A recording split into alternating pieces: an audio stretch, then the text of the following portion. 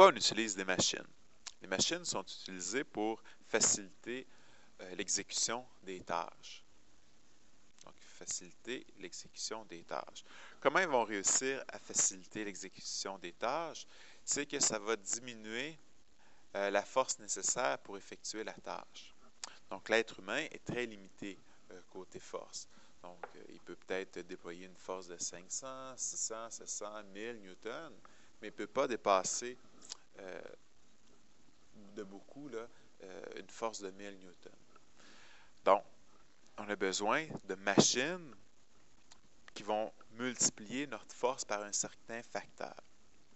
Donc ça va être vraiment ce qu'on va appeler la notion d'avantage mécanique. Donc l'avantage mécanique, ici vous avez la formule, qui va être le rapport de la force de résistance sur la force motrice.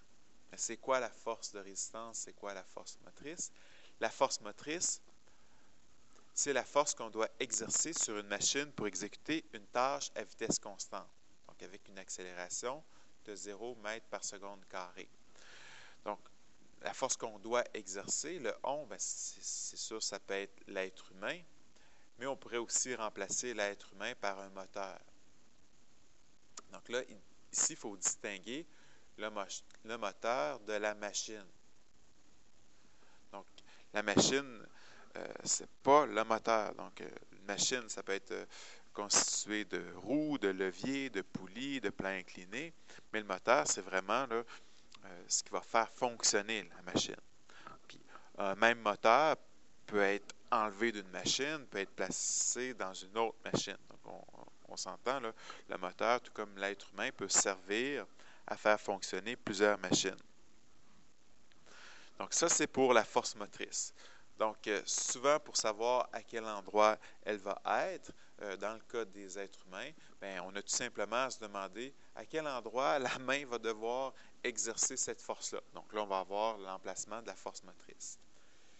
Pour la force de résistance, souvent, tout simplement, c'est égal au poids de l'objet qu'on cherche à déplacer. Parce que souvent, les machines vont servir à ça, vont servir à prendre un objet qui a une certaine masse et à le déplacer d'une certaine hauteur.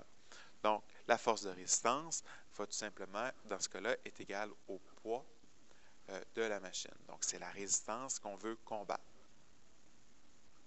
Donc, au bas de la page, vous avez la définition de l'avantage mécanique. Souvent, pour rendre cette définition-là plus simple à comprendre, on peut l'écrire de cette façon-ci. L'avantage mécanique fois la force motrice va être égal à la force de résistance. Par exemple, quelqu'un peut déployer une force de 1000 newtons.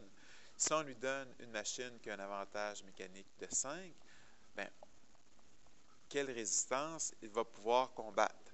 Bien, ici, il va pouvoir obtenir une force de 5000 newtons, donc il va pouvoir déplacer un objet qui a un poids de 5000 newtons, donc 500 kg.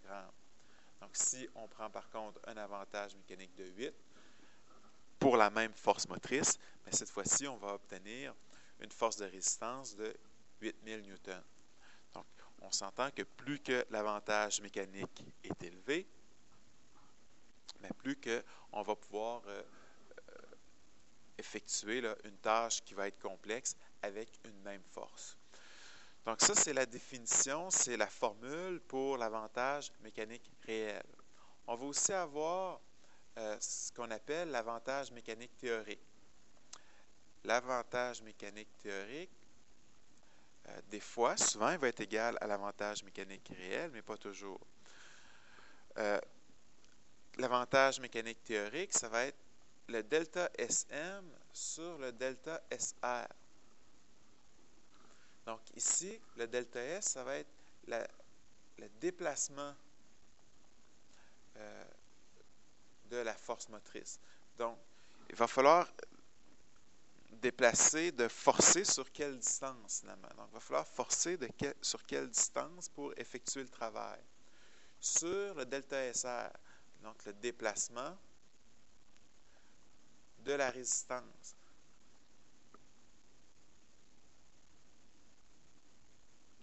Donc, quand on utilise la machine, le but, c'était quoi? C'était de déplacer, de monter, par exemple, la résistance de 5 mètres. Donc là, ici, le delta SR devient 5 mètres. Si, par contre, il a fallu tirer 10 mètres de corde en utilisant la machine pour déplacer l'objet de 5 mètres, bien, on fait 10 sur 5, on obtient un avantage mécanique théorique de 2. Et l'avantage mécanique théorique va être égal à l'avantage mécanique réel s'il n'y a pas de force de friction.